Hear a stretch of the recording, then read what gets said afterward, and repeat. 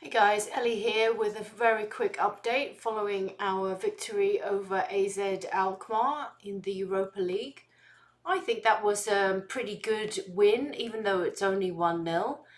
Obviously, no sun again, but I think the most interesting thing that I observed is the teenagers really made a name for themselves. I mean, so we have Mikey Moore, Archie Gray, and Lucas Bergvall, all of whom we saw in the preseason in Japan, Korea. So I noticed them back then that they made a tremendous contribution, and I'm glad to see that they're continuing to do that, even if it's only midweek in the Europa League and not in the Premier League.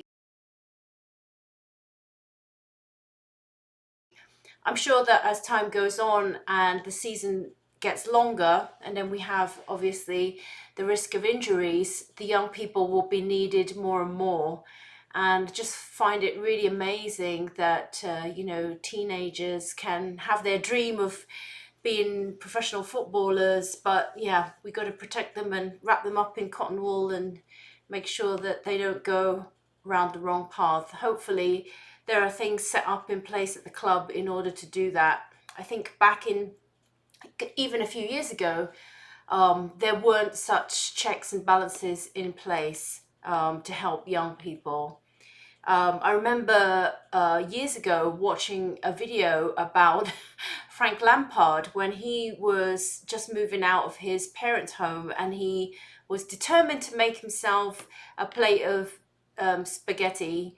And he didn't know how to make spaghetti, he didn't know how to make spaghetti sauce, but he knew he had to open a can of tomatoes. He knew that tomatoes was somehow involved, so he spent like 5 minutes fiddling around with a can opener, trying to open a can of tomatoes. It was like mind-boggling that person that age didn't even know how to open a can of tomatoes.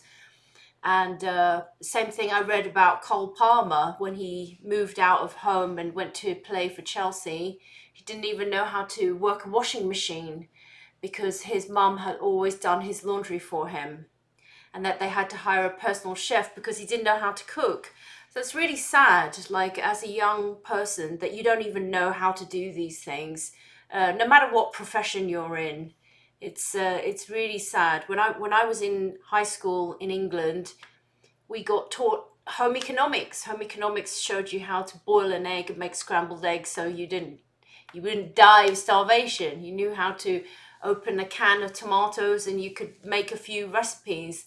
That's all they want to teach you in school is basic nutrition, food groups, and how to look after yourself. I don't know why they don't have these things in place now, but hopefully the young people that we have are a bit more up to date and a bit more with it. And they certainly, on a footballing term, are doing very well. So that was very interesting to see. Also very interesting to see Richarlison score a goal, even if it is a penalty. And I think all that stuff between him and Madison, where Madison said, "Oh, I'm the penalty taker, I should take the penalties, but I'll give it to you to boost your confidence." I think that's all staged. I don't believe a word of that. I think that that was kind of like pantomime that they put on to obviously boost his confidence, but I don't think there was any question. So I think that's a bit of a funny one. And I will say shout out to Fraser Forster because he did pull off one or two pretty crucial saves. And I admit, when I saw his name on the team sheet, I was like, oh no, not Fraser again. But actually, he did okay. So I also want to make a mention of Rodrigo Bentancur. So I was very worried about him since he kicked off in the summer during the Copa America, and then he got fined for going into the stands and fighting. Then he stupidly gave that interview where he said that he couldn't tell Asian people apart, and then he was sanctioned by the FA, and they probably fine him and maybe ban him. And I was really worried. I said to my friend Barry at the time, I said, or Barry asked me, "Do you think we should get rid of him?" And I said, yes. I think based on his behaviour, there's something going on up here, and I wasn't comfortable with it. Whereas if you look at him now, it looks like he's working hard, putting his head down, not saying a word, not speaking up, not making too many, disastrous moves or foot in mouth situations. So maybe he really has learned. Maybe that warning from the FA really has, taken the wind out of his sails and brought him down a peg or two. So I think, well, okay, maybe give him another chance. So I'm not holding the door open for him. I think he wants to work hard and he wants to put in the work, and then, keep a low profile. Don't do any more stupid interviews and stuff like that. Or indeed take a class on DEI. That probably would not be a bad thing to do. And then the final word that I want to say is on Timo Werner. So now, I don't know Teemo personally, obviously. He was not at the autograph session that we attended the first night in Tokyo. I don't know why. I think he was ill. So, but he did feature in some of the games, and he played a really similar role to what Manor Solomon actually did participate when Manor Solomon did set up, a pretty nice cross there on the left hand side. I do remember that. So about Timo Werner, I don't know what his problem is, but he is just like every time he gets the ball, you're going, oh no, Timo, don't mess this up. Or Timo, please will you score? This is your big chance. You can improve yourself here. And I couldn't believe it. Yet again, he fumbles at his feet. It's like his toes or something are in the way, and he just loses the control of the ball, can't finish, stumbles, take the wrong shot, hits it with the wrong side. You name it, any one of those causes, something like that happens to Timo almost every time he touches the ball. And it's an absolute joke to think that you can sub him on for Son. They're not even in the same league. And so I don't really know what his problem is or how we can help him, but I just don't think that we should extend his loan. Now, I want to quote some of my friends here who I said quite bluntly, I think that, we should get rid of Teemo. And then this is what my friend Ken says. Ken says, I'm rooting for Teemo to break out of his slump. He's a good player who needs his confidence back. Well, yeah, that's true, Ken, but the problem is that don't Tottenham have the best training, the best facilities, the best nutritionists, the best physiotherapists? We must also have the best sports psychologists and psychiatrists. Don't tell me that nobody's working with him. Even use a hypnotist. I remember back in the day, Paul Allen's cousin, whose name escapes me, Paul and Clive Allen's cousin, Martin Allen, he actually used a sports psychiatrist and a hypnotist to help him through some difficult parts of his game. Let me see if I can find what Colin says.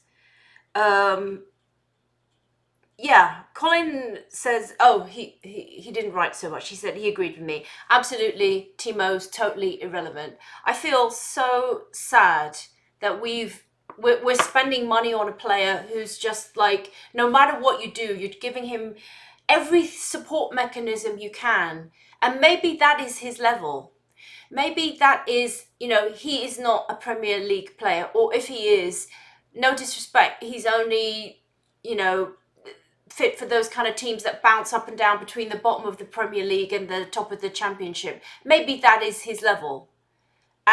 Or he can find a European league that fits that level, let's say the Eredivisie or something.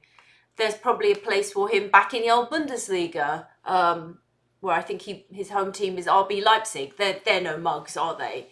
But what is it about Tottenham, or what is it about him in the Premier League that he just completely fails? Because as far as I'm concerned, he didn't show any better performance when he played for Chelsea either. And so, we're continuing to support. I believe we're paying his wages. We spend facilities on him. We give him everything we can. And he's just not producing. So you know, and then when he gets subbed off and then replaced by somebody like Mikey Moore or someone, well, then what does that say about you? You're 28 years old and you get replaced by a 17-year-old who does a better job. So it's confounding and confusing, and I'm sure he's a very nice lad, a very nice young man. But at this point, it's the Premier League. You know, we have to be focused on winning. And if, you know, with all the best help and intentions in the world, he's not contributing, I don't think we should extend his loan. And I think we should send him back to his parent club at the end of the loan. I could be wrong, but that's the way I see it. Maybe he's going to turn a corner and then produce something amazing. But I have more faith in the kids. So glad that it's a teenage dream. And don't forget, we haven't even seen the best of people that are currently out on loan, like Dane Scarlett and so on. They've still got to come back. I read a very nice interview with Troy Parrott, who actually is now at AZ Alkmaar. And he wrote, or he was interviewed, and it was a very nice passage about how things didn't work out for him at Tottenham, but that he thought it was a great place to get started and a great place to get supported when he was young. And I thought that was very nice of him. It's a very nice thing to read, and so good luck to him. Again, you know, maybe he enjoys the life abroad, and there's nothing wrong with that. I think there's always a good experience out there for people who want to try something different. And then, you know, he's obviously doing that. So good luck to him. So we have Palace next, I think, in the Premier League. So let's see what happens. See you later.